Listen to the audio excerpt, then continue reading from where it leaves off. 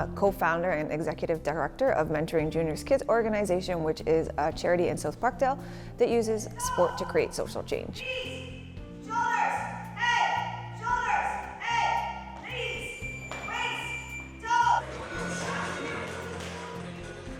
What got started was actually a little bit of an interesting story. So myself, I used to be a competitive boxer. I took up the sport of boxing actually because I was the victim of a sexual assault, and I didn't actually feel safe after that. It happened to me when I was quite young, and at that time too, I was also a competitive athlete, and I went to the Canada Games, and at that time there was not even any women in boxing. And I always kind of thought like, hey, if I had been involved in boxing, maybe that assault wouldn't have happened or things would have been different. But it wasn't until actually as an adult, and I started training with Egerton Marcus, and he started training me, and it's funny because they used to make fun of me. They would call me Bambi, and I didn't like people's sweat like flying on me and stuff. I was like, ew, that's disgusting.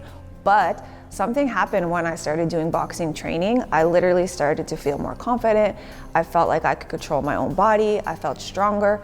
But slowly I still felt like, kind of like, oh, can I protect myself or not? So the only way for me personally to go through that journey is to start fighting. I started working with the women's national team coach, and what happened was I was overtraining. Overtraining led to a disc in my back blowing up. I had emergency room surgery the same day I went to the hospital. And then I decided at that time, if the surgeon could fix me, I would quit my job in banking and I would devote my life to the sport of boxing. And that's kind of how our charity started.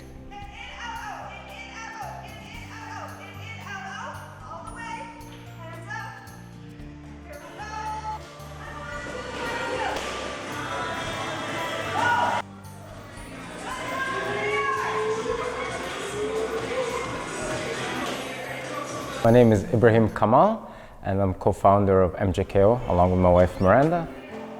Boxing empowers the kids. It's not the idea I'm going to get into a fight, I'm going to compete. It's basically the confidence that they get from throwing punches at the bag, and all of it is just relieving stress. Nowadays, there's not much activity going on with kids. Gym classes are being cut in school. There's not too much time that they're out and about. They're coming home, they're going on their tablets, they're going on their phones. When I was a kid, our only rule was be home before it gets dark. That was it. So we'd go play baseball, we'd go play basketball, do anything. The last thing we want to do is be at home. So we, in a way, relieved all of our stress. And these kids, how to control your emotions. If you take out the anxiety part, take out the stress part, if you're feeling good, you're feeling happy, that's empowering on its own.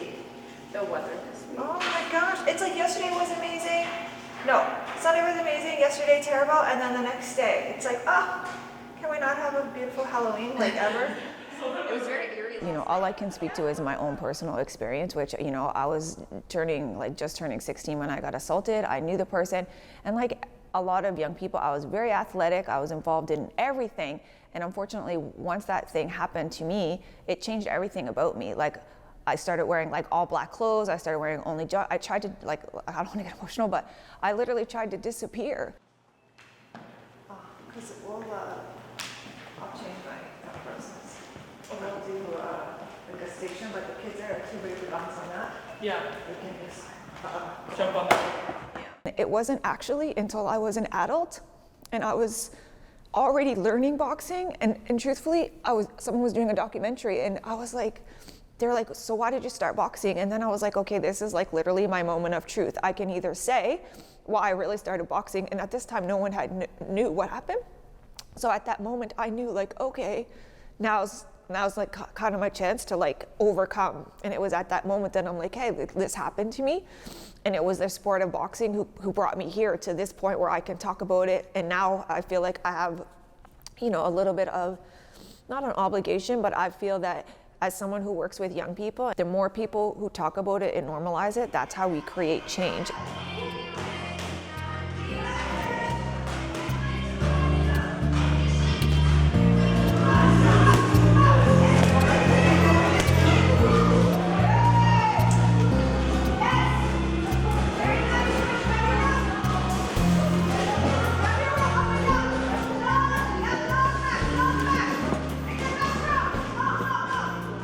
MJKO is what I come to escape from my school stuff, because school is getting a bit stressful for me.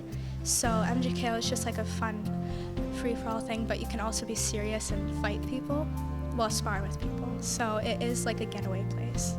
I would say being the MJKO, our core, like what we do, boxing is the hook, but what we do is we bring people together from different backgrounds and different, upbringings, and the pandemic unfortunately squashed that.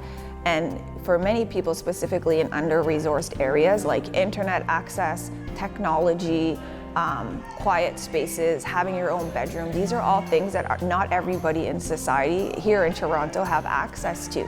So it was great in terms of, yes, MJKO, we're lucky, we got some money, we partnered with public health and an organization called Shape Your Life. So we were doing online programming, but the majority of our 200, let's say, kids that we would see weekly were not involved in that. I know people call the pandemic over. I still have kids that did not come back because they felt like I personally was turning my back on that. I know we frequently say, oh, the pandemic's over, but for communities like South Parkdale, people of color, marginalized people, it's not over. Like the community is still trying to move forward.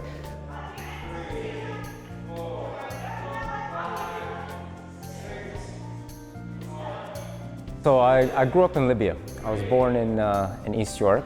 My father needed a job, and he got a job at the Al Fatih University in Tripoli. So I moved there the moment I was born. I was getting bullied in school. So my father is Egyptian, my mother is Guyanese, but I didn't look like a lot of the other kids. So I was getting in fights in school quite a bit, getting beat up basically. So my father, he taught me how to defend myself. He boxed a little bit in Egypt. He made a pad with a piece of wood and put a pillow on it, and taught me the basic 1-2, just for me to defend myself. And we fast forward a few years, we came to Canada and opened the Yellow Pages, found a boxing club in Scarborough, and just started there. And started doing good, started winning provincial titles, getting onto the national team, and to me, I just stuck with it. Usually I would be dealing with a lot of stress off of coming from school and stuff like that, So I'd come here hoping that I'd have people to support me in ways that I couldn't support myself as a person. The impact of MJKO has been a whole bunch. Like I said, I was very young at the time when I started. When I started, I was about 3 years old. I was in daycare and, I heard of MJKO and I'm like, might as well give it a chance.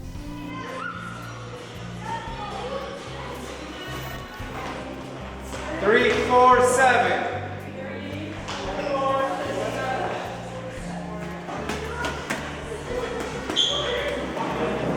And that's the beauty about the sport of boxing.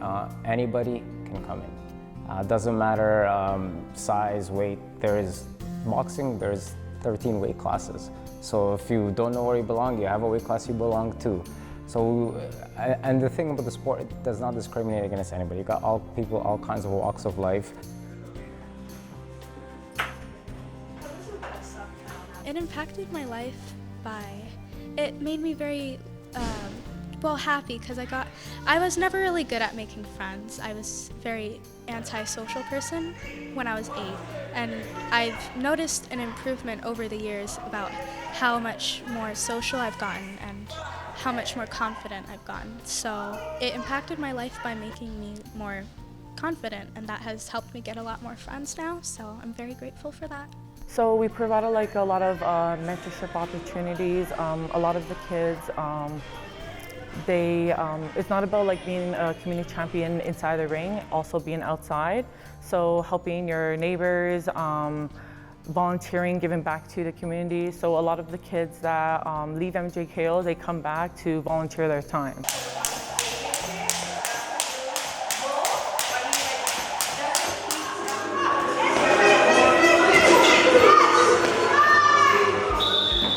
Yeah, I would definitely say, I don't have my own kids, so I consider all the kids that come here my kids, and I think that's why we're a little bit different in terms of, we help kids with asylum claims, we help kids with doctor's appointments, help kids get into better schools, whatever we can do to support young people kind of achieve whatever it is they want to achieve.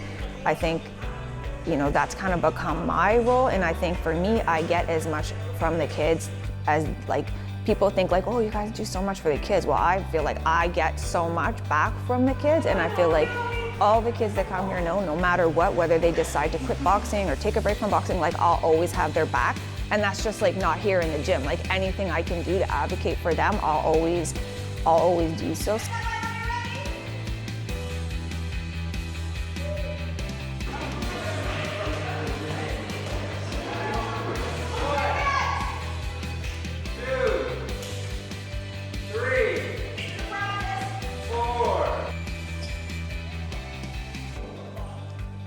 Yeah, you know, I probably break all the rules in terms of, you know, all these, you know, don't do this and don't do that and don't do, yeah, we have MJKO is a family, like truth be told, the volunteers, the coaches, the athletes, they come back. For me, I've always said the most important thing is that the kids here come and they feel like they have a place to belong and they feel safe, and then boxing is what we do second. We accept you as a family.